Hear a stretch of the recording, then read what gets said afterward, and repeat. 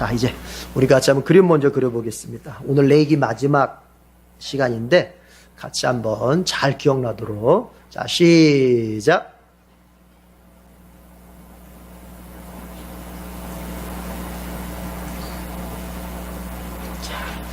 번제단과 두루마리 잘 그리셨죠?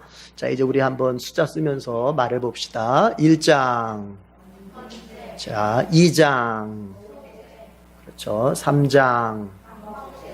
자, 4장. 그렇죠. 5-1장. 그렇죠. 내려가서 5-2장. 6-1장. 그렇게 해서 이스라엘 백성들의 제사가 몇 가지예요? 5가지. 그렇죠. 5가지. 번제, 소제, 화목제, 속제제, 속건제. 해서 5가지 제사를 우리가 봤어요. 이게 기본 제사. 그렇죠. 이제 특별한 제사들은 또 있죠. 이런 기본 제사들이 혼합돼 가지고 만들어진 특별한 제사들이 있는데 일단 우리는 그거는 놔두고 기본 제사가 5가지. 자, 우리 6-2장 갑니다. 6-2장. 그렇죠. 7장. 그렇죠. 그러니까 5가지 제사에 대해서 보세요. 5가지 제사가 1장부터 우리가 6-1장까지는 누구를 기준으로 해서 제사를 설명했냐면은 제사를 드리는 백성의 입장에서 제사를 드리는 백성이 어떤 제물을 드려야 되는지 백성에 초점을 맞춰서 설명을 했다면 제사장 지침 6-2나 7장은 이제 그 제사 때 제사장이 어떤 역할을 해야 되는지 그 제사를 드리는 그 백성을 제사장이 어떻게 도와줘야 되는지 제사장의 입장에서 그 지침을 알려주는 거예요. 그래서 이게 초점이 다르다. 같은 제사 얘기를 하고 있지만. 자, 가십시다. 그 다음에 7장 했고, 8장. 그렇죠. 9장. 그렇죠. 대제사장 아론의 첫 번째 제사죠. 자, 10장. 다른 불, 그의 아들들이 번제단의 불로 제사를 드렸어야 되는데 다른 불로 드리다가 아주 생명을 잃었죠. 그러니까 제사를 드린다고 하는 거는 여러분, 예배를 드린다고 하는 것은 생명을 걸고 드리는 거지, 예배를 드린다고 하는 것이 무슨 장난스러운 게 아니에요. 이렇게 한번 해보고 저렇게, 이게 아니에요. 예배를 드리는 거는 생명을, 예배 잘못 드리니까 죽잖아요. 나답과 아비후가. 우리 생명을 걸고 예배를 드리는 것입니다. 자, 우리 옆으로 가서 이제 두루마리로 가서 11장. 그렇죠. 먹는 것도 정한 것과 부정한 것을 연습시켰어요. 우리 그리스도인들이 여러분, 먹는 것, 일상이죠, 일상. 일상에 그냥 살아가는 게 아니에요. 우리가 일상에서 먹는 것뿐만 아니라 우리가 일상을 항상 하나님이 기뻐하신 정결한 것과 하나님이 미워하시는 부정한 것이 있다는 걸 알고 항상 그냥 사는 게 아니에요. 어떤 것이 하나님께서 기뻐하시는 정결한 것일까? 하다못해 뭐까지도 먹는 것조차도 그렇게 구별해서 먹어야 된다면 나의 먹는 것 외에 모든 일상, 시간 씀씀이, 물질 씀씀이, 인간관계, 나의 휴식생활 이런 모든 것들이 다 뭐예요? 그 안에도 뭐가 있어요? 정결한 것과 부정한 것이 있다는 걸 하나님이 연습시켜 주는 거예요. 예? 그걸 대표적으로 뭘 통해서? 먹는 걸 통해서 연습시켜 주는 거죠. 그럼으로써 너의 일상이, 너의 일상생활이, 하루를 지내는 것이 항상 정결한 것, 그러니까 하나님이 보시기에 기뻐하실 만한 것을, 죄가 되지 않고 하나님께 영광이 될 만한 걸 내가 살아야지, 일상을. 그런 얘기를 하시는 거예요. 자, 11장, 12장. 출산 정결.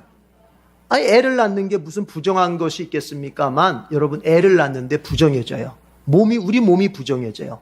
생명을 낳는 건데 왜 부정해져요?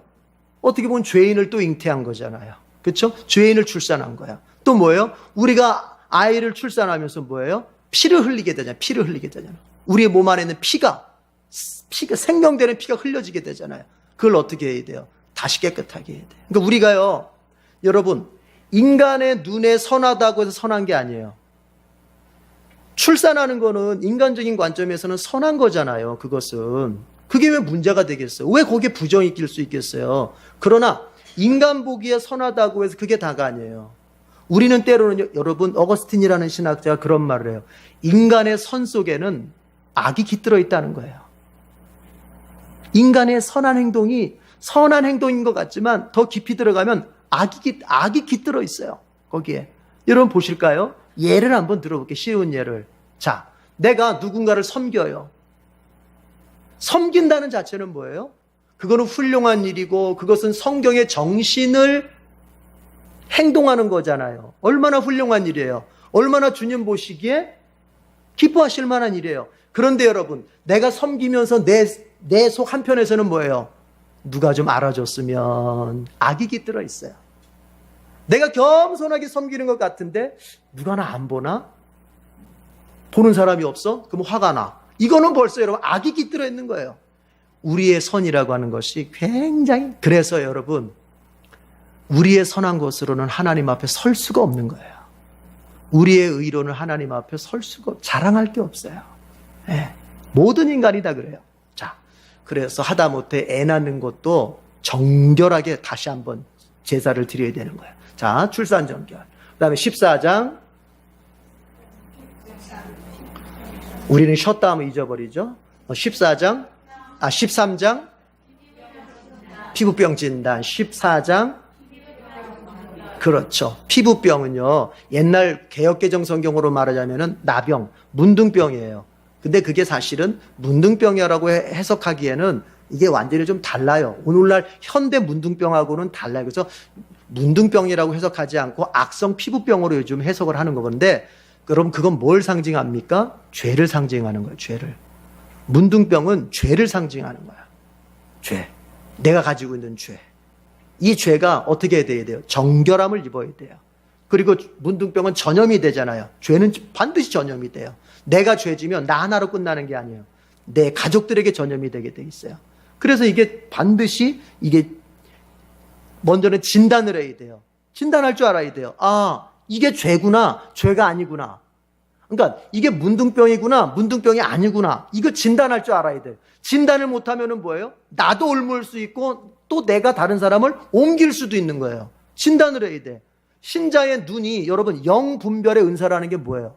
영분별의 은사라는 게, 야, 네 속에 내가 영을 꿰뚫어 보니까는 너야 마귀 영이 가득하다. 이걸 말하는 게 아니에요. 영분별이 뭐냐? 그가 여러분 하나님 말씀대로 사는 사람인지 하나님 말씀대로 살지 않는 사람인지를 분별하는 걸 말하는 거예요.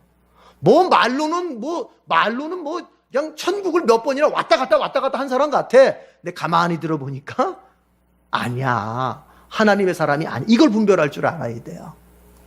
그래서 먼저는 진단, 분별할 줄 알아야 되고, 여러분 진단했으면, 진단은 뭘 위하여 있는 겁니까? 진단은 목적이 아니에요. 진단은 목적이 아니에요. 목적은 치료예요. 치료.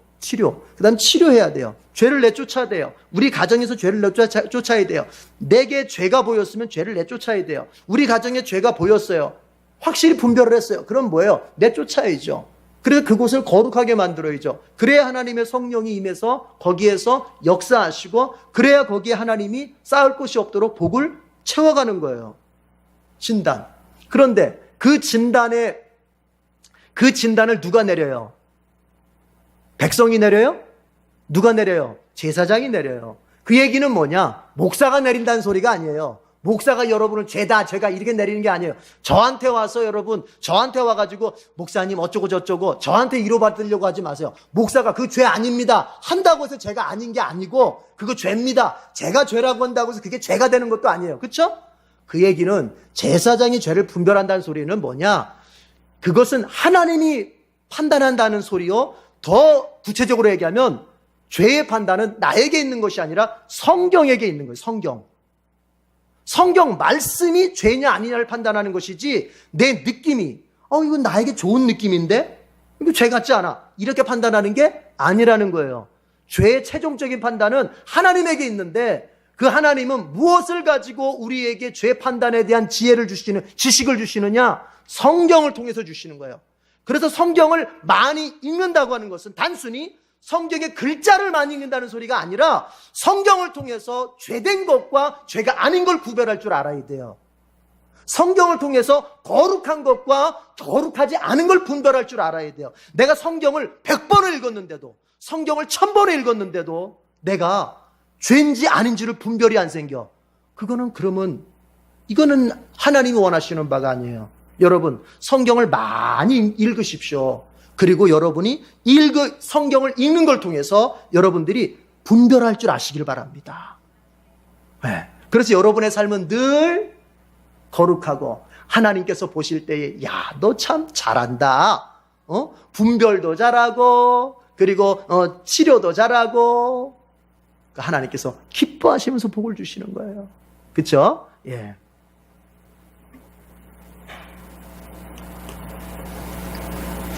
자, 15장이 뭐였죠? 유출병. 몸에서 나가는 액체들은 다 부정이에요. 부정. 자, 좋습니다. 자, 16장. 1년에 한 번 이스라엘 백성의 죄가 용서받는 날이죠. 자, 17장. 그렇죠. 피는 생명이죠. 그래서 다른 동물의 피를 먹으면 안 된다. 내가 고기는 빌려서 먹을 수 있어도 뭐까지 뺏으면 안 된다? 생명까지 뺏으면 안 된다. 그걸 갖다가 상징적으로 피채 먹지 마라. 피 먹지 마라. 이렇게 하시는 거예요. 아시겠죠? 자, 그 다음에 18장. 성. 믿는 자는 성적으로도 잘 살아야 된다. 그렇죠? 19장. 그렇죠. 거룩. 하나님 앞에서의 거룩. 그리고 이웃들 앞에서의 사랑. 이것이 신앙의 핵심이다. 예수님은 그렇게 말씀하셨고, 자, 올라가서 20장. 반드시 죽을 죄입니다. 이 죄는 반드시 죽습니다. 반드시 죽습니다. 이거는 하나님이 죽는다면 죽는 거예요. 이거 깎여지지가 않아요. 20장 사형죄. 21장. 그렇죠. 제사장. 하나님 앞에 제사 드리는 제사장, 제사를 집례하는 제사장은 다른 백성들보다도 특별하게 더 거룩해야 된다. 자, 그러면 이 제사장은 누구예요? 목사를 말하는 거예요? 아니라 그랬어요. 그날 이거 공부할 때 21장 공부할 때 아니라 그랬어요. 누구예요? 나예요. 나.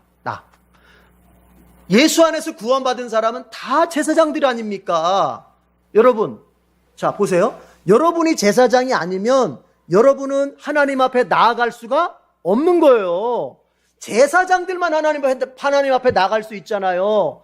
그러면은 우리가 지금 직접적으로 하나님께 나아갈 수 있는 건 뭐냐? 왜 어떻게 해서 나아갈 수 있느냐? 예수 그리스도를 통해서 우리가 제사장의 자격을 얻었기 때문에 그런 거예요. 제사장의 자격을. 그래서 베드로는 뭐라고 말했습니까? 신자를 가리켜서 뭐라고 말했어요? 따라합시다. 왕 같은 제사장.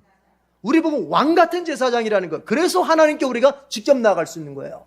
루터도 말합니다. 만인 제사장이다. 만인 제사장.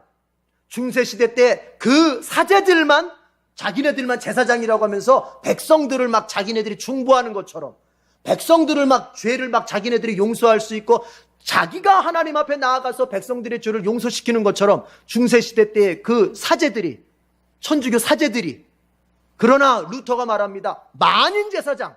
뭔 소리야? 예수 믿는 사람은 다 제사장이야. 누구든지 예수 앞에 나아갈 수 있고 누구든지 하나님 앞에 나아갈 수 있다. 아시겠어요? 그리고 우리가 다 제사장이에요. 그럼 우리가 제사장이면 레위기가 말하는 제사장 정결, 제사장은 특별하게 깨끗해야 된다. 누구 말이에요? 누구 얘기예요? 우리 얘기예요. 우리 얘기. 우리가 그렇게 살아야 된다는 얘기예요. 아시겠죠? 예. 그 다음에 22장 제물 정결. 하나님 앞에 드리는 제물은 어떠해야 된다? 거룩해야 돼. 정결해야 돼. 하나님 앞에 우리가 뭔가를 내어드릴 때 그 제물이 제물다워야 돼. 여러분, 우리는 제사장이면서 예수님이 보세요. 예수님이 제사장이면서 동시에 뭐예요? 제물이시잖아요. 히브리서에 뭐라고 기록되어 있습니까? 우리의 영원한 대제사장은 동물, 양과 염소를 제물로 삼지 않고 자기를 직접 제물 삼아서 이 땅의 모형, 이 땅의 성막에 들어간 것이 아니라 하늘의 성막에 들어갔다. 그렇게 해서 우리 죄를 씻었다. 이런 얘기 하잖아요. 히브리서에서. 예수님은 본인이 제사장이시면서 본인이 직접 뭐가 되세요? 제물이 되시는 거예요. 우리도 마찬가지예요. 우리도 주님 앞에 구원받은 사람으로서 우리는 하나님께 나아갈 수 있는 제사장이면서 동시에 우리 자신도 제물로 드리는 사람들이에요. 사도 바울이 로마서 12장 1절에서 뭐라고 말합니까? 하나님 앞에 너희 몸을 하나님 앞에 거룩한 제물로 드리라고 했어요. 너희 몸을 하나님 앞에 거룩한 제물로 드려라. 이것이 너희가 드릴 영적 예배니라. 로마서 12장 1절에 나오잖아요. 우리 몸을 어떻게 드려라? 제물로 드리라. 제물로. 그러니까 우리는 제사장이면서 동시에 뭐다? 제물이다. 누구처럼? 예수님처럼. 물론 그렇다고 해서 우리가 누군가의 죄를, 내가 내 자식의 죄를, 내 배우자의 죄를 씻어줄 수 있는 중보자로서의 제사장, 중보자로서의 제물이란 말이 아니에요. 우리 하나님과 우리 사이의 중보자는 딱 한 분밖에 없는 거예요. 한 분, 예수밖에 없는 거예요. 유일한 중보자. 우리는 그러면 어떤 제사장? 하나님께 나아갈 수 있는 자격을 얻은 제사장, 어떤 제물, 내가 주님 앞에 내 몸을 헌신으로 드릴 수 있는 그런 제물이란 말이에요. 중보자적 제사장 제물이 아니라. 이해가 되십니까? 네. 그런데 제가 또 한 가지 얘기할게요. 자, 이미 지난 주에도 제가 얘기했던 것 같아요. 동물하고 제물의 차이점이 뭐예요? 동물하고 제물하고 차이는 살았느냐 죽었느냐죠. 살아있으면 동물이요, 죽었을 때 제물이라고 그랬어요. 하나님 앞에 바쳐지는 제물이 되려면 반드시 뭐 당해야 된다? 죽음을 당해야 된다. 죽음을 당해야 돼요. 우리가 하나님 앞에 바쳐졌어요. 제물로 바쳐졌으면서도 아직까지도 살아있다 보니까 뭐가 일어나요? 우리 안에서 자존심 상한 일이 일어나고, 우리 안에서 분노가 일어나고, 어떨 때는 잘하는 것 같다가도 어쩔 때는 이 마음속에 껄끄러움이 일어나고, 이렇게 되는 거예요. 내가 죽어서 바쳐져야 되는데, 완전히 죽어서. 소제를 생각해 봅시다. 소제가 더 적나라하죠. 소제는 헌신을 말하는데 소제가 아주 적나라하죠. 여러분, 소제는 곡식을 드리는 제사인데, 그 곡식 드리는 제사 어떻게 드렸어요?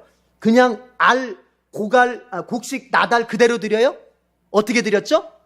가루로 만들어서 아주 그냥 으깨가지고 가루로 만들어서. 그게 동물로 말하자면 뭐예요? 죽는 거예요. 우리가 주님 앞에 드려질 때는 나라는 존재가 가루가 돼가지고 드려져야 되는 거야. 가루가 돼가지고.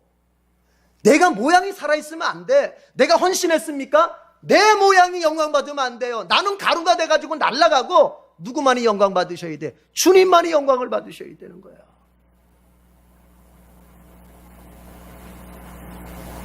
어디에서나 뭘 할 때마다 내 이름을 거는 것은 아직 재물이 못 된 거예요. 죽어야 돼. 여러분, 죽는 게 속편한 겁니다. 죽으면 섭섭할 것도 없고, 죽으면 시험 들 것도 없고, 죽으면 화날 것도 없어요. 내가 살아있으니까 그런 거예요. 자, 그 얘기를 하는 거예요. 재물은 죽어서 드려져야 된다. 깨끗하게 드려져야 된다. 자, 23장 갑시다. 23장 뭐였죠? 절기들, 이스라엘의 3대 절기를 비롯해서 절기들 얘기합니다. 그 다음에 24장, 옆으로 나가서 24장은 신성모독자, 여호와의 이름을 망명되게 부르면서 함부로 하나님께 대항했다가, 하나님의 이름을 함부로 불렀다가 아주 그냥 죽는 사람 얘기 나오죠. 신성모독자. 여러분, 조심하십시다. 하나님은 우리의 농담이 대상이 아니에요. 절대로 그러면 안 돼요. 아시겠습니까? 네. 25장이 뭐였죠? 안식년과 희년. 50년 만에 한 번씩 돌아오는, 자, 안식년 7년마다 한 번씩 돌아오는 해방의 날이요, 회복의 날. 희년 50년마다 돌아오는 회복의 날인데, 이때는 안식년보다 더 완벽하고 더 크게 회복되는. 그래서 예수 그리스도의 구원은 바로 구약의 희년이다 말하는 거예요. 예수 그리스도의 십자가의 구원이 구약의 레이기의 희년이에요. 왜요? 희년은 땅을 어쩔 수 없이 가난해서 먹고 살 길이 없어서 땅을 팔았던 사람도, 여러분, 50년째 희년째가 되면은 어떻게 돼요? 그 땅을 무상으로 그냥 다시 내 것이 되는 거예요. 다시 회복하는 거예요. 여러분, 우리가 하나님의 원래 형상이었잖아요. 그렇죠? 하나님과 사랑을 나누고 하나님과 복을 나누는 하나님의 형상이었는데, 우리가 연약함 때문에, 우리의 부족함 때문에 어떻게 됐어요? 우리가 하나님의 형상을 잃어버렸잖아요. 죄를 져가지고. 그런데 예수님의 십자가의 그 은총이 우리에게 희년의 복을 이룬 거예요. 예수님의 십자가의 구원이 우리에게 뭘 이룹니까? 하나님의 형상을 다시 완전하게 회복시켜주는 거 아닙니까? 그래서 레이기 희년은 예수 그리스도 안에서 완성이 되는 거예요. 그래서 예수님 말씀하시는 거예요. 율법서나 예언서나 시가서나 다 누구에 대해서 얘기하는 것이다? 나에 대해서 얘기하는 것이다. 예수님에 대해서 얘기하는 것이다. 예수님의 구원 사역에 대해서 얘기하는 것이다. 그래서 우리가 구약을 볼 때도 예수님이 보이고, 구약을 볼 때도 예수 십자가가 보이고, 구약을 볼 때도 예수 구원의 역사가 보이게 되는 거예요. 희년은 바로 예수님의 십자가의 사역을 말하는 것이다. 모든 것을 회복시켜주는, 저와 여러분이 하나님의 형상, 하나님의 자녀로 회복된 것은 절대로 우리의 노력과 우리의 애씀과 우리의 공로로 된 것이 아닙니다. 그 무상으로 우리에게 얻어진 것입니다. 우리에게 그냥 공짜로 얻어진 것입니다. 무엇을 통해서? 예수 그리스도의 십자가를 통해서. 희년이 바로 그런 복이었잖아요. 노력하지 않았는데 내가 잃어버렸던 땅이 다시 무상으로 누구께 돼요? 내게 되는 거예요. 이게 바로 희년, 이게 바로 예수 그리스도의 십자가. 여러분 믿으시길 바랍니다. 여러분은 하나님의 자녀로 회복된 사람들인 것을 믿으시기 바랍니다. 예. 자, 26장도 밖으로 나갔죠? 뭐였죠? 순종, 불순종. 이거는 뭐예요? 하나님께서 보세요. 이제 오늘 마지막 장까지, 이게 26장과 27장은 사실은 레위기를 마감하는 이제 장인데, 이게 율법이 있는 게 아니에요. 뭐냐? 26장은 뭐냐? 앞에서 율법을 쭉 말한 다음에 이제 하나님께서 촉구하시는 겁니다. 너희가 순종을 할 때 잘 된다. 너희가 나의 법을 지켜 순종할 때 너희의 영혼이 잘 되고 너희의 범사가 잘 되고 너희가 강건하게 살 수 있다. 너희가 나의 율법을 순종할 때 너희보다 강한 적도 이길 수 있고, 너희가 나의 법에 순종할 때 너희가 박토의 환경 속에서도 옥토와 같은 열매를 맺을 수 있다. 이런 복을 하나님이 복을 약속하시면서 뭐 하자? 순종하자. 순종을. 반대로 불순종하면 뭐가 온다? 저주가 온다. 그것은 하나님께서 저주를 내리고 싶다는 의미가 아니라 저주를 생각해서라도 반드시 뭐 해야 된다? 순종해야 된다. 그런 얘기를 26장에서 하신 거예요. 그러니까 하나님은요, 항상 말씀 끝에는 항상, 여러분 그게 있든 없든을 떠나서 말씀 끝에는 항상 하나님은 뭘 말씀하시느냐? 순종할래? 불순종할래? 그걸 물으시는 거예요. 그러니까 여러분이 목사의 설교를 듣습니다. 목사의 설교를 들을 때 그 목사의 설교가 여러분에게 설득의 의미로 다가가야 돼요. 그 설득의 의미는 뭐냐? 여러분 순종하십시오. 순종할 때 여러분이 영혼이 잘 되고 범사가 잘 되고 여러분과 여러분의 가정이 강건하게 살 수 있습니다. 이게 말로 표현을 하든 표현을 하지 않든 그게 설교의 그 끝에 다 묻어 나오는 거예요. 아시겠어요? 그래서 여러분들이 설교를 들을 때마다 끝에는 뭘 스스로가 질문할 수 있어야 되느냐? 나는 오늘 들은 말씀을 믿고 순종할 것이냐 말 것이냐? 이걸 내 스스로가 묻고 내 스스로가 결정하고 이 예배당을 떠나야 되는 거예요. 이해가 되세요? 이게 중요한 거예요. 그냥 그걸 묻지 않고 가면은 뭐예요? 오늘 그냥 목사님 얘기 잘 들었다. 좋은 얘기 참 잘하시네. 이러고 집에 가요. 그 유익이 없어요. 뭘 물어요? 그래, 나는 오늘 들은 말씀에 대해서 순종할 거냐 말 거냐 나에게 묻고 내가 결정하는 거. 그러면 주님은 약속하시는 거예요. 순종하면 뭐가 넘친다? 복이 넘친다. 그렇게 약속하시는 거예요. 그게 26장에서 나왔어요. 그리고 27장으로 이제 오늘 가면은, 오늘 레위기 마지막인데 우리 1장부터 지금 여기까지 쭉 훑어왔어요. 자, 여러분, 레위기 마지막 장이 27장인데요 26장에서는 순종할 것이냐 불순종할 것이냐. 자, 신명기의 말씀을 조금 우리가 인용해서 말한다면 모세가 이렇게 얘기해요. 이게 출애굽기와 레위기의 율법을 다시 한번 반복하는 게 신명기거든요. 신명기라는 말 자체가 그게 뭐냐면은 여러분 한 번 더 새긴다 이 소리거든요. 그래서 신명기를 보면 우리가 출애굽기에 나오는 율법과 레위기의 율법이 한 번 더 반복이 돼요. 핵심들만. 그런데 그 모세가 율법을 쫙 설명한 다음에 신명기에서 마지막 부분에 가서 모세가 뭐라고 말하냐면은, 자, 너희 앞에 두 길이 있다. 생명과 죽음, 복과 저주, 두 길이 있다. 너희는 너희의 행복을 위해서, 너희의 복을 위해서 생명의 길을 선택하라. 그렇게 얘기해요, 모세가. 그러니까 아셔야 돼요. 여러분이 말씀을 듣고 여러분 인생을 살 때는 두 가지 길밖에 없어요. 길이 많은 게 아니에요. 두 가지 길밖에 없어요. 무슨 길? 하나님의 말씀대로 순종할 거냐의 길과 내가 불순종할 거냐의 길, 두 길밖에 없어요. 이걸 알아야 돼요. 인생은 두 가지 길밖에 없어요. 순종의 길과 불순종의 길. 순종의 길을 가면 사는 거예요. 26장에서는 그렇게 말하는데 27장 역시도 이게 직접 율법을 말한다기보다는 여러분 27장은요 쉽게 얘기할게요. 헌금에 대한 얘기를 하죠. 헌금. 하나님 앞에 바치는 헌금에 대한 얘기를 하는 거예요. 자, 한번 보십시다. 2절 지도 표시합시다. 2절.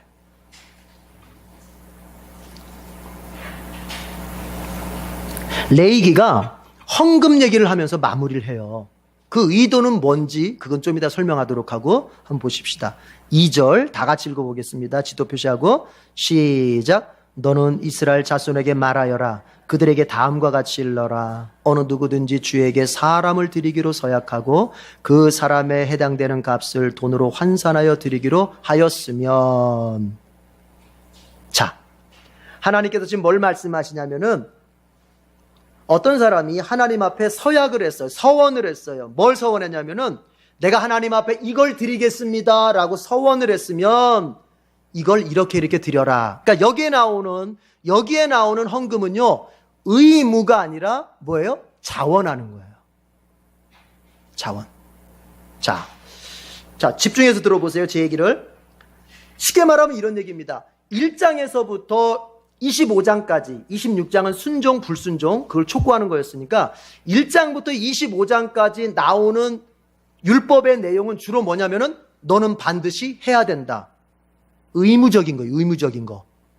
그러니까 이거는 해도 되고 안 해도 되고가 아니에요. 1장부터 25장까지 나오는 율법은 반드시 해야 된다요. 의무적으로 해야 된다요. 그런데 27장은 뭐냐면은 그 의무적인 섬김이 아니라 그 의무적인 헌신이 아니라 누군가가 자원해서 내가 하나님 앞에 이렇게 드리고 싶습니다 라고 했을 때 이렇게 이런 매뉴얼로 드려라 그런 얘기를 하고 있어요.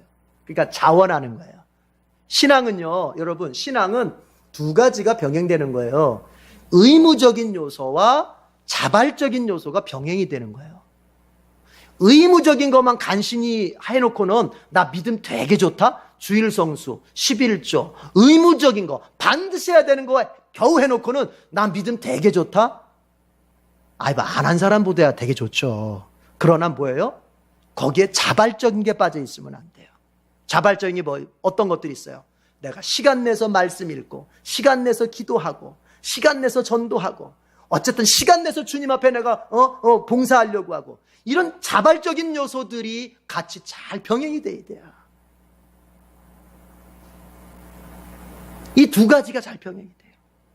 의무적인 것과 자발적인 것. 그래서 의무적인 거는 기본으로 하면서 이 자발적인 것을 많이 해나가는 사람일수록 어떻게 보면 신앙이 더 성숙한 사람인 거죠, 사실은. 그래서 이런 건 아니에요. 의무적인 거는 내팽개치면서 자발적인 것만 이것도 바람직하지 않아요. 먼저는 뭐예요? 먼저는 하라고 하는 그것부터 먼저 하세요. 어떤 사람들 꼭 그런 사람들이 있어. 그 전에 우리 교회 왔어요. 와가지고는 목사님 제가 어떤 모 교회에서 제가 그냥 안수 집사했는데 봉사를 이렇게 하고 저렇게 하고 많이 했습니다. 저 여기서 제가 일할 수 있도록 해주시면 열심히 하겠습니다. 그래서 그래서 제가 그랬어요. 딴 거 하지 마시고 주일 예배나 잘 나오세요. 그랬어요. 주일 예배나 잘 나오시라고. 앞으로 주일 예배 잘 나오는 거 봐서 그렇게 하겠다고. 그 말 하자마자 그 다음 주 예배를 못 나오더라고요. 아니 의무적인 것도 못하면서 제 얘기가 무슨 얘기인지 아시겠어요? 여러분 저는 그런 사람들을 보고 시건방이라고 그래요. 시건방. 사람이 여러분 기본을 잘 해나가면서 특별한 걸 하는 거예요. 아시겠어요? 그런데 어떤 사람들은 기본은 무시하면서 특별한 걸 가지고서 뭔가 내가 막 이게 그거는 하나님 앞에 헌신하는 것도 아니에요. 그거는 뭐냐? 자기 기분에 도취된 거고 자기 이름을 막 내겠다는 소리예요. 그게 먼저가 아니에요. 아시겠습니까? 예. 여러분 이것도 마찬가지예요. 주일날 수요일날 와서 예배 드리는 거 말고 무슨 평일날에 와가지고 막 특별하게 뭐 하려고 하는 사람들, 그거 바람직하지 않아요. 잘못된 거예요. 아시겠어요? 교회가 정한 공예배, 공모임, 주일과 수요일 이런 때 와서 기본적인 걸 하면서 내가 평일에 다른 날에 와서 기도도 하고 다른 날에 모임도 참여하는 거지, 교회가 정한, 하나님이 교회를 통해서 정해주신 공모임, 기본적인 모임을 하지 않으면서 무슨 평일날에 와가지고 뭘 열심히 하겠다, 이거는 바람직하지 않은 거예요. 무슨 얘기인지 아시겠어요? 이게 그거 얘기예요. 의무적인 거, 기본적인 걸 먼저 하면서 뭐예요? 특별한 거, 그 다음에 여유로운 거, 이렇게 하는 거예요. 신앙생활을. 잘 아시겠습니까? 잘 아시겠어요? 예. 네. 이거 중요한 거예요. 기본에 충실하세요.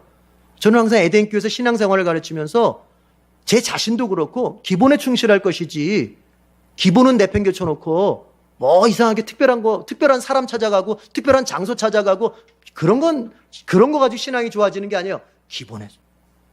건강을 지키는 것은 하루 세끼 밥 잘 먹고 운동할 때 운동해서 그렇게 되는 거지, 한 1년 쫄쫄쫄 굶다가 어느 날 갑자기 어디 잔치집 가서 많이 먹는다고 건강해지는 게 아니에요. 아시겠습니까? 매일매일 기도하시고 매일매일 성경 읽으시고 매일매일 믿음의 사람들과 교제하시고 매일매일 내가 살아야 할 신앙의 분량의 삶을 살고, 그게 중요한 거예요. 그런데 그것들은 되게 우습거든요. 하루 세끼 밥 먹는 게 되게 우습잖아요. 별로 맛있지도 않고. 그러나 거기에서 판가름 나는 거예요. 중요합니다. 그래서 하나님께서 앞에다가 더 많이, 더 길게 의무적인 거, 기본적인 거 말씀하신 다음에 이제 뒤에 꽁무니에다가 너 이왕 의무적인 것도 해고 그랬으면 너 이제 자발적인 것도 좀 한번 해봐라, 이렇게 말씀하시는 거예요. 순서를, 우선순위를 잘 아시겠습니까? 부탁드리는 거예요. 자, 그런데 오늘 여기를 보면은 이제 하나님 앞에 바치는데 첫 번째 뭘 바치느냐? 사람을 바칠 때. 우리가 방금 읽은 2절은 사람을 바칠 때 어떻게 바쳐야 되느냐, 그 얘기예요. 여러분, 사람을 바친다고 하는 거, 이거 뭘까요? 이방 민족은 사람을 제물 삼아서 바치는 제사가 있어요. 인신 제사가 있어요. 그렇죠? 막 자기 장남을 갖다가 막 제물 삼아 가지고 막 근데 하나님은 절대 그러지 말라 그랬거든요. 그런 제사는 하나님이 기뻐하시는 제사가 아니라 그랬거든요. 인신 제사는. 그래서 사람을 제물로 드리지 않아요. 그러면 사람을 바친다는 게 뭐냐? 하나님의 성막에서 하나님의 일꾼으로 바치는 걸 말하는 거예요. 그런데 여러분, 이미 성막에는 일꾼들이 있잖아요. 누가 있어요? 제사장들이 있고 레위인들이 있잖아요. 그러면 내가 직접 가서 일할 수도 있지만 직접 가서 꼭 일하지 않아도 돼요. 그러면 내가 하나님 앞에 하나님의 일꾼으로 헌신을 하고 싶은데 내가 직접 가서 하지 않는다면은 방법이 없느냐? 있다는 거예요. 어떻게? 돈으로 드려라. 돈으로. 뭐로 드려라? 돈으로 드려라. 그 얘기를 하시는 거예요. 그래서 이제 3절에 보면은 그 돈도요, 여러분, 돈도 액수가 다 똑같지가 않아요. 20살에서 60살까지는 남자는 50세겔, 여자는 30세겔, 그 다음에 뭐 5살부터 20까지는 남자는 20세겔, 여자는 10세겔, 다 달라요, 가격이. 왜요? 그러니까 이거는 뭐예요? 노동력이 가장 왕성한 사람은 그만큼 값이 많이 나가고, 이제 노동력이 좀 적은 사람은 그만큼 값을 적게 매기는 거예요. 여러분, 오해하면 안 돼요. 하나님께서 사람을 능력으로, 돈으로 완선하신다, 이걸 말하는 게 아니에요. 이거는 순전히 뭐예요? 그 사람이 하나님 앞에 드릴 수 있는 헌신의 양이 얼만큼이냐를 가지고 판단하는 거예요. 사람의 가치를 말하는 게 아니라. 아시겠어요? 자, 어쨌든 하나님 앞에 사람을 이제 바칠 때 부모들이 자기 자식을 바치기도 하거든요. 그 대표적인 사람이 누구예요? 한나잖아, 한나. 한나가 자기 아들 사무엘을 하나님 앞에 바치잖아요. 그렇죠? 하나님 나에게 아들을 주신다면 제 아들 평생에 하나님께 바치겠습니다 하고 바치잖아요. 그렇게. 근데 그렇게 몸으로 가서 일할 수도 있지만 몸으로 안 되면 뭐로라도 돈으로라도. 내가 몸으로 헌신할 수 있어요. 내가 몸으로 주님 앞에 나를 선교사로 바쳐서 저 땅끝까지 가서 복음을 전할 수 있어요.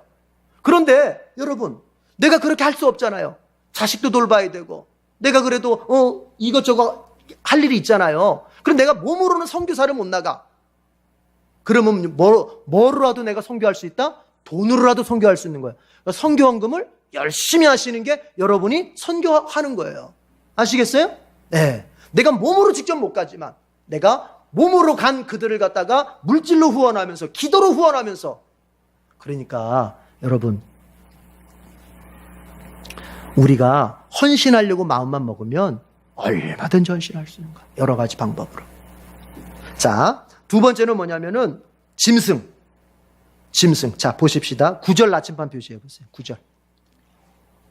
9절 다 같이 읽어봅시다. 시작. 그가 사역한 것이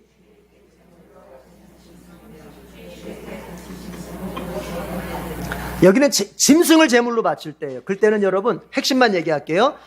다른 거하고 바꾸지 말아라. 하나님 말씀하세요.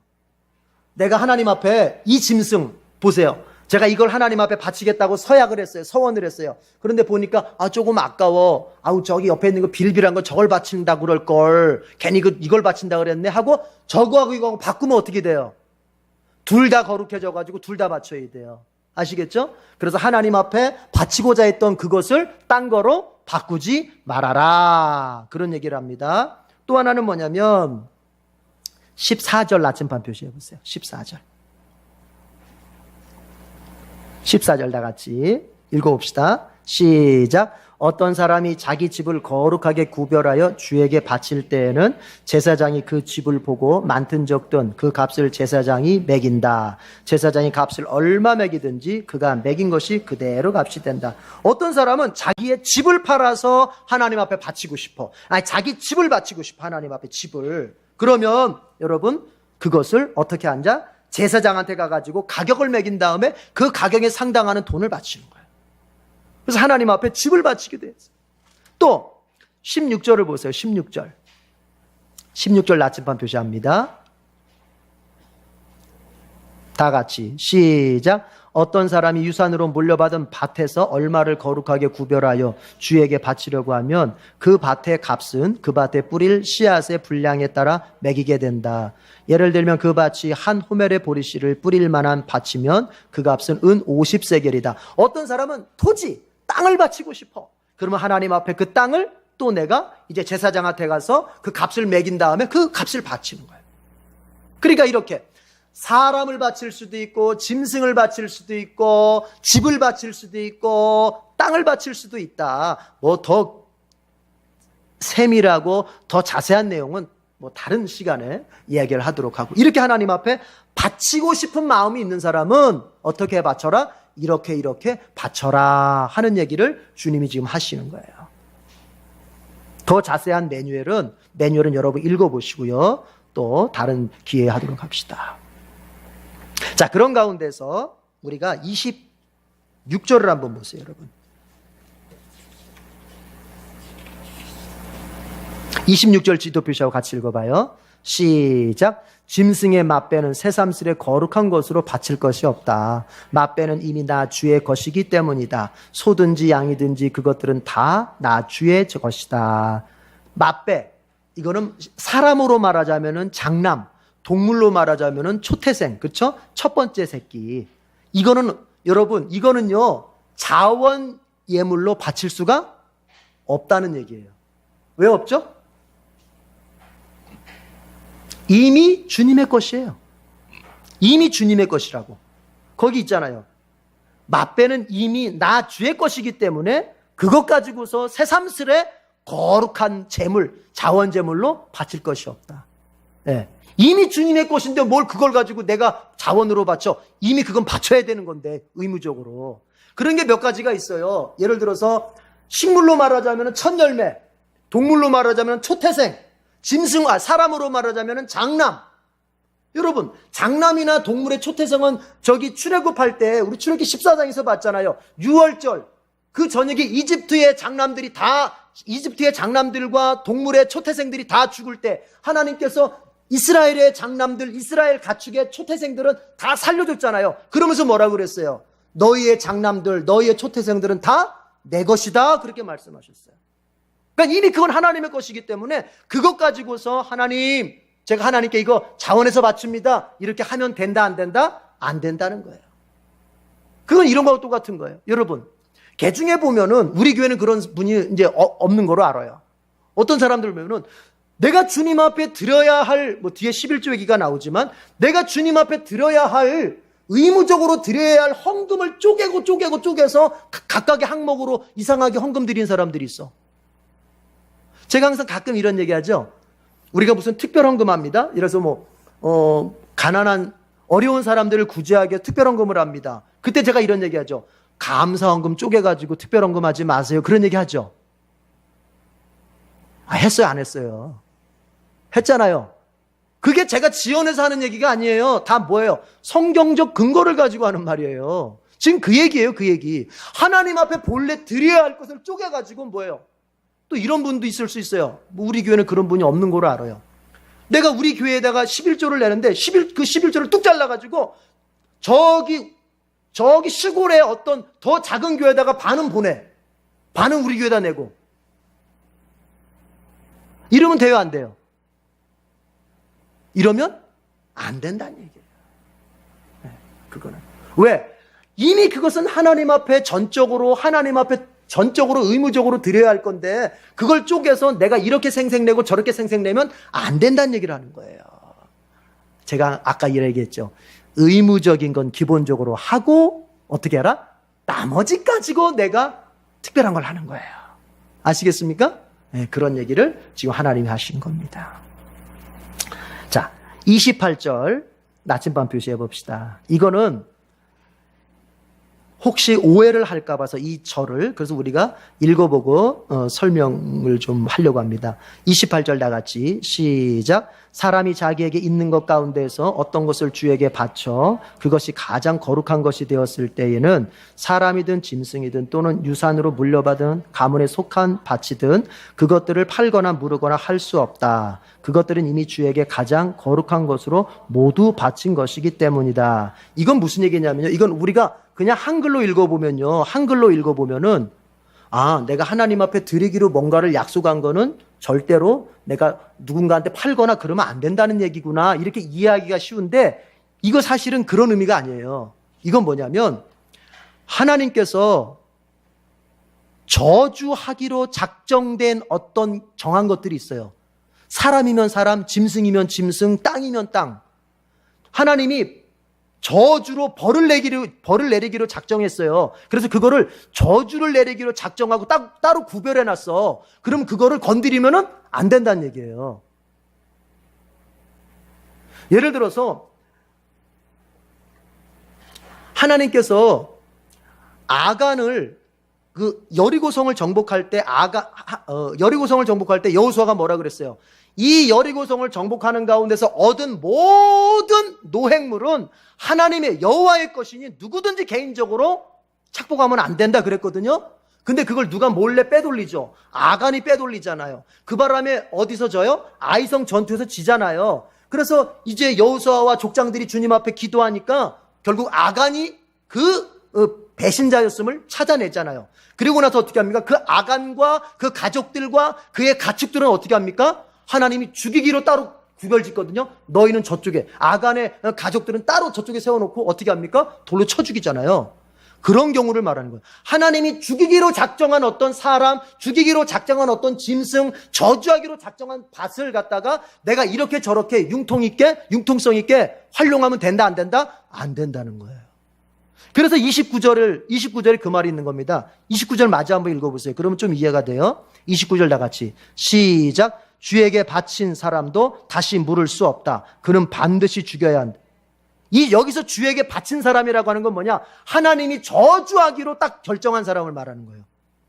그럼 보십시다. 여러분, 우리가 구원받은 것이 얼마나 큰 은혜고 기적인지를 알아야 돼요. 바로 여기에 해당되는 사람이 바로 우리예요. 아시겠어요? 28절, 29절에 해당되는 사람이 바로 나라고요, 나. 여러분 어떻게 생각하는지 모르겠어요? 하나님 앞에 죄인이라고 하는 존재는 어떤 존재냐면은 하나님이 죽음으로 심판하기로 결정된 사람들이에요. 맞습니까? 아닌 것 같아요? 바울이 그거를 로마서에서 얼마나 강조합니까? 죄인은 하나님 앞에 요만큼이라도 그 심판의 벌을 피해갈 수 있는 길이 없는 사람들이에요. 지금 그 얘기예요. 하나님이 저주하기로 작정한 사람 절대로 살려두면 안 된다. 어떻게 하면 안 된다. 그대로 저주받도록 만들어야 된다. 하나님이 죽이기로 작정한 사람 반드시 죽여야 된다. 다른 용도로 어떻게 하면 안 된다. 이 얘기예요. 그런데 그 대상이 바로 누구다? 나와 여러분이에요. 그런데 그걸 누가 살려줬다? 예수님이 살려준 거예요. 어떻게 해서? 자기가 대신 죽어줌으로써. 하나님이 나에게 정하신 저주, 나에게 정하신 죽음, 그것을 예수에게 쏟고 예수를 죽이면서 이 저주의 대상, 죽음의 대상의 자리에서 나는 풀어주신 거예요, 하나님께서. 여러분, 이게 은혜입니다.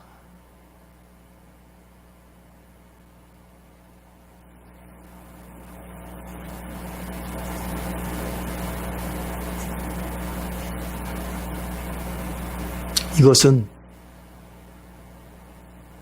정말로 내가 하나님 앞에서 죽을 수밖에 없는 죄인이라는 것을 실감하는 사람만 은혜를 받게 돼 있어요. 우리는 교회를 오래 다니다 보면은 막연해져요. 하나님과 죄인의 관계라고 하는 것이 얼마나 느슨해지는지 몰라요. 그러나 지금 말씀하시잖아요. 죽이기로 하나님이 작정한 사람은 다시 물을 수 있는 길이 없다. 무엇으로도 물을 수 있는 길이 없다. 반드시 죽여야 한다. 그런데 우리에게는 하나님이 특별하게 은혜를 베푸신 거예요. 뭐 때문에? 일반 인간의 죄, 인간의 생명이 아니고 하나님의 생명, 죄 한 점 없는 하나님의 생명, 예수 그리스도의 생명이 대가로 지불되기 때문에 그런 거예요. 자, 우리가 그렇게 생명을 얻고, 우리가 그렇게 구원을 얻고, 우리가 그렇게 하나님의 은혜를 얻은 사람들이에요. 여러분 믿으시기 바랍니다. 여러분이 기뻐할 수 있길 바랍니다. 아직도 제 말을 이해 못하시는 분들이 계신 것 같아요. 자, 3단락 가봅시다. 마지막 단락이에요. 30절 지도 표시하겠습니다. 다 같이 읽어보겠습니다. 시작. 땅의 10분의 1, 그 땅에서 난 것을 10분의 1은 밭에서 난 곡식이든지 나무에 달린 열매이든지 모두 주에게 속한 것으로서 주에게 바쳐야 할 거룩한 것이다. 10분의 1, 땅에서 난 10분의 1이든 아니면은 나무에 달린 열매든 그 10분의 1, 11조는 누구의 것이다? 주님의 것이다. 모두 주에게 속한 것이다. 주에게 속했다는 말은 라이흐와, 히브리어 라히와, 여호와께 속한 것이라는 말이에요. 그러니까 하나님께 속한 것. 11조는 누구의 것이다? 하나님의 것이다. 그런 얘기를 지금 하시는 거예요. 그래서 어떻게 해야 돼요? 반드시 주님 앞에 바쳐야 됩니다. 말라기서, 구약성경 말라기서 3장 10절의 말씀 여러분들 너무나 암송도 많이 하시는데, 여러분 그 말라기 3장 10절에서 하나님께서 11조를 바쳐서 나를 테스트해봐라 그렇게 하시죠. 너희들이 11조를 바쳐서 나를 테스트해봐라. 내가 너희에게 쌓을 것이 없도록 복을 주는지 안 주는지 테스트해봐라. 그런데 그 말이 중요한 게 아니라 왜 하나님께서 그렇게 밖에 말씀을 할 수 없었는지를 생각해야 돼요. 너희 11조 가지고 나를 한번 테스트를 해봐라 라고 할 정도로 하나님이 말씀할 수밖에 없었는지. 그 얘기는 역으로 뒤집어 보면 이스라엘 백성들이 뭘 안 했다? 11조를 안 한 거예요. 11조 안 한 걸 가리켜서 말라기 선지자는 구약 성경은 뭐라고 표현하냐면은 제가 있는 그대로 표현합니다. 하나님의 것을 도적질한 자들, 그렇게 얘기합니다. 11조를 안 하는 것은 단순히 교회에다가 내가 기부금을 안 냈다, 이게 아니에요. 하나님의 것을 도적질했다로 판명되는 거예요. 그게 영적인 측면에서는. 그러면 가만히 보세요.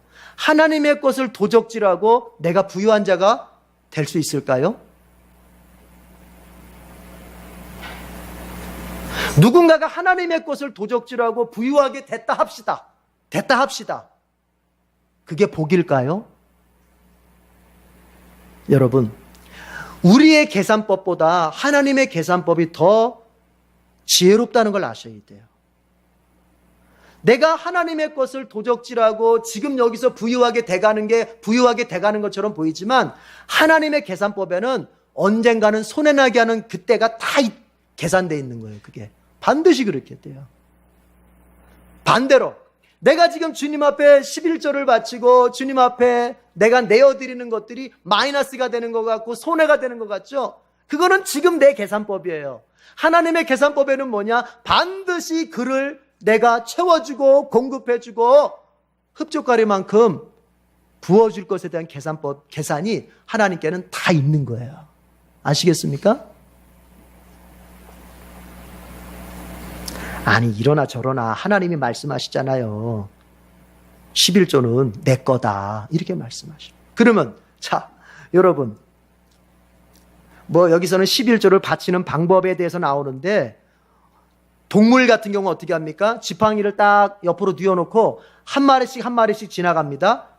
그리고 10번째 되는 거, 그거 바치라는 거예요. 예. 10번째 되는 거. 그 10번째 되는 걸 이게 10번째 됐는데 보니까 이게 조금 저거랑 바꿔야 되겠다. 바꾸면 어떻게 된다? 바꾼 것까지 다 바쳐야 된다. 그런 얘기를 하시는 거예요. 방법은 그렇게 나와요. 그런데 여러분, 이런 얘기를 좀 한번 생각해 봅시다. 우리가 범하기 쉬운 함정이 뭐냐면 11조를 하나님 앞에 바쳐요. 우리가 여기 계신 분들이 다 11조 바치시는 분들이에요. 11조를 바쳐요. 그러면 나머지 10분의 9는 내 거예요?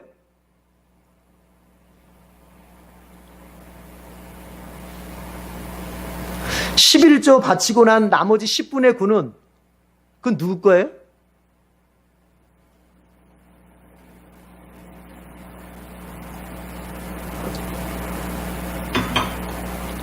그것도 하나님 거예요. 우리가 흔히 오해하는 것 중에 하나가 뭐냐면 내가 가진 돈 중에 10분의 1 바치고 난 다음에 나머지 10분의 9는 내가 마음대로 쓰는 돈이라고 생각을 해요. 근데 성경은 그렇게 말하지 않아요. 하나님이 11조라고 하는 법을 세우신 이유가 뭘까요? 11조라는 법을 통해서 이스라엘 백성들에게 가르쳐주고자 하는 교훈이 뭘까요? 네가 가진 모든 게 내 거다, 이 소리예요. 네가 누리고 있는 모든 것이 다 누구 거다? 하나님 거란 얘기를 하고 싶은 거예요. 그래서 원래는 10개 다 하나님 앞에 바쳐야 되는 거예요. 그러나 하나님께서는 우리의 육신의 삶을 배려해서, 우리의 경제적 삶을 배려해서 하나님께서 10개 중에서 하나만 바쳐도 네가 10개를 다 바친 거로 내가 인정해 주마 하는 게 11조예요. 그래서 잊지 말 것은 11조라고 하는 것을 갖다가 내가 어떻게든지 10분의 1을 딱 맞춰가지고 하나님 앞에 교회에다 딱 낸 다음에는 야, 이거는 이제 내 마음대로 써도 되는 거니까 막 이렇게 저렇게, 심지어는 죄 짓는 것에다가도 막 돈을 써. 제가 볼 때 11조 신앙은 10분의 1을 드린 것에서 보여지는 것이 아니라 10분의 1을 드린 다음에 10분의 9를 어떻게 쓰느냐에서 그 사람의 11조 신앙이 진짜 보이는 거예요. 제 얘기 이해하시겠습니까? 그 사람의 11조 신앙이 있느냐 없느냐는 10분의 1을 바쳤느냐 안 바쳤느냐 거기가 아니고 10분의 1을 바쳐놓은 다음에 나머지 10분의 9를 어떻게 쓰느냐 해서 11조 신앙이 보여진다는 얘기예요. 여러분, 하나님이 왜 11조 신앙을 강조하실까요? 하나님이 돈이 필요해서? 하나님 말씀하십니다. 학개서에서 은과 금이 다 내 것이다. 이렇게 말씀하십니다. 은과 금이 다 하나님의 것인데 뭘 하나님이 돈이 필요해서. 그럼 왜 그런 거예요? 여러분, 신앙이라고 하는 것은 왜, 이제 이 얘기 합시다. 왜 레위기를 마감하면서 하나님께서 헌금에 대해서 얘기를 할까요? 그것도 자원하는 헌금에 대해서 얘기를 하실까요? 왜 헌금으로 하나님께서 율법을 마무리하실까요? 신앙생활은 이렇게 되는 거예요. 자, 저를 주목해서 보세요. 신앙생활이라는 것은 먼저는 하나님의 말씀이 내게 오는 거예요. 말씀이. 이건 신앙이 아니에요. 말씀을 듣는 거는 신앙이 아니에요. 말씀을 알아듣는 거는 신앙이 아니에요. 말씀을 알아듣는 거는 지식의 단계예요. 아직 신앙의 단계가 아니에요. 여러분이 지금 제 얘기를 잘 알아듣고 있으면 그 신앙이 아니에요. 지식의 단계예요. 이게 신앙의 단계가 언제 되느냐? 하나님이 내게 하신 그 말씀에 대해서 내가 헌신으로 응답할 때 신앙이 되는 거예요. 아시겠습니까? 하나님이 내게 주신 이 말씀, 이 율법, 이 삶의 원리에 대해서 아멘, 내가 그렇게 살겠습니다 하고 나를 내어드리는 그 나의 응답이 있을 때 그게 신앙이 되는 것입니다. 그걸 하나님이 말씀하시려고 하는 거예요. 우린 착각해요. 성경에 대해서 공부하면 그게 믿음인 줄 알아요. 그래서 막 자기가 성경 공부 이것도 했다 저것도 했다 자랑하는 분들이 있는데 저는 그런 자랑을 다 들은 다음에 가만히 그분을 봅니다. 자, 그분이 그 알고 있고 그 많은 것을 애우고 있고 알고 있는 그것에 대해서 어떻게 응답을 하고 있나 봅니다. 왜요? 신앙은 배우는 것이 아니라 배우는 것에서 신앙이 보여지는 것이 아니라 그 사람의 응답에서 신앙이 보여지는 거예요. 그 사람이 어떻게 응답하는지, 하나님의 말씀 앞에 어떻게 응답하는지, 하나님 앞에 자기 자신을 어떻게 내어드리는지 거기서 신앙이 보이는 거예요. 그래서 레위기 1장에서부터 25장까지 하나님께서 너는 이렇게 살고 저렇게 살고 이렇게 살아야 되고 저렇게 살아야 되고 율법을 쭉 말씀하신 다음에 마지막 장 27장에서 너희들의 응답을 하나님이 기다리신다는 얘기예요. 어떤 응답? 하나님, 의무적인 것뿐만이 아니라 제가 자발적인 것까지 하도록 애쓰겠습니다. 여기까지 오라는 얘기예요. 그 응답이 신앙이에요. 그 응답이 있을 때 하나님께서 기뻐하시면서 그 사람에게 넘치도록 더 많은 복을 보여주시는 거예요. 그러면 이 11조라고 하는 것은 왜 하나님께서 마지막 부분을 그 헌신, 그 헌금에 있어서도 마지막을 11조로 하느냐? 11조로 하느냐? 일단 11조가 액수가 제일 커요. 그렇죠?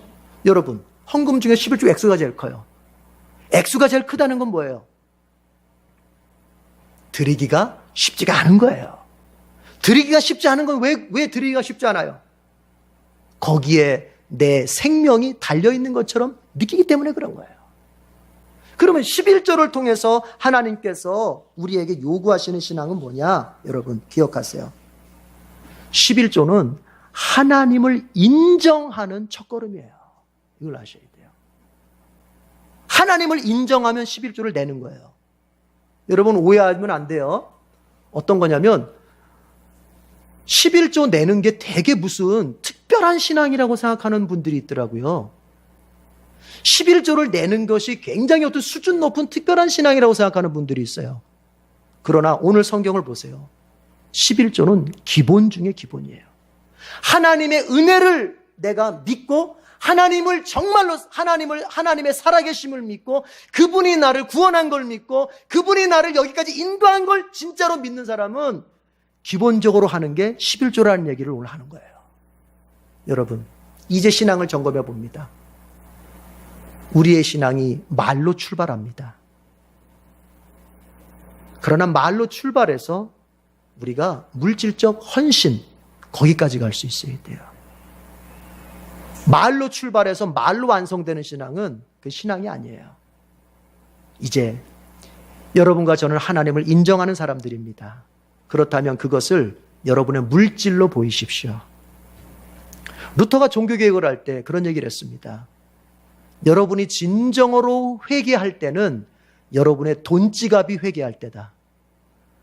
당신의 돈지갑이 회개할 때 당신은 진짜 회개한 것이다. 그런 얘기를 해요. 물질이 나의 신앙의 도구가 되게 해야지 물질이 내 신앙의 방해자가 되면 안 되겠습니다. 기도하겠습니다. 하나님 아버지, 레위기 율법을 통하여서 하나님께서는 구원받은 이스라엘 백성들이 광야와 들어가 살게 될 그 가나안 땅에서 어떻게 살아야 할지에 대해 그 원리를 가르쳐 주셨습니다. 하나님, 믿는 자는 믿는 자의 삶의 원리가 있다는 것을 말씀해 주셨습니다. 구원받은 자는 구원받은 자의 삶의 방식이 따로 있다고 하는 것을 강조해 주셨습니다. 주님, 우리 구원받은 사람들이 구원받지 못한 세상의 사람들과 같은 것을 먹고 같은 것을 가지고 지내고 같은 것을 목표로 하고 같은 것으로 즐거워할 수는 없습니다. 주님, 구원받은 우리는 구원받은 자로서의 삶의 방식이 있음을 기억하고 하나님의 말씀을 계속 배워나가는 가운데 구원받은 자로서의 삶의 방식을 내가 더 분명하게 내가 따라서 살아갈 수 있는 그런 신자들이 되게 해 주옵소서. 또한 주님, 하나님 앞에 우리가 의무적인 것을 넘어서 자발적인 헌신까지도 나아갈 줄 아는 우리의 신앙이 되게 해 주시옵소서. 항상 기본에 충실하게 하시고 먼저는 그 다음에는 우리가 주님 앞에 더욱더 나 자신을 내어드리게 하여 애쓰는 신앙으로 나아가게 해 주시옵소서. 하나님의 은혜를 먼저 맛보게 하시옵소서. 은혜를 맛보지 않고서 자기 자신을 내어주는 것은 넘어지기 쉽습니다. 하나님이 그리스도 안에서 우리에게 얼마나 좋고도 큰 은혜를 베푸셨는지를 맛보게 하시고 이제 그 은혜를 맛본 사람은 하나님 앞에 자기의 몸으로, 시간으로, 물질로, 인생으로 헌신하며 살게 해 주시옵소서. 언제나 주님을 위하여 살아가는 인생이 즐거워지는 우리 에덴의 모든 교우들이 되게 해 주옵소서. 예수님의 이름으로 기도드립니다. 아멘.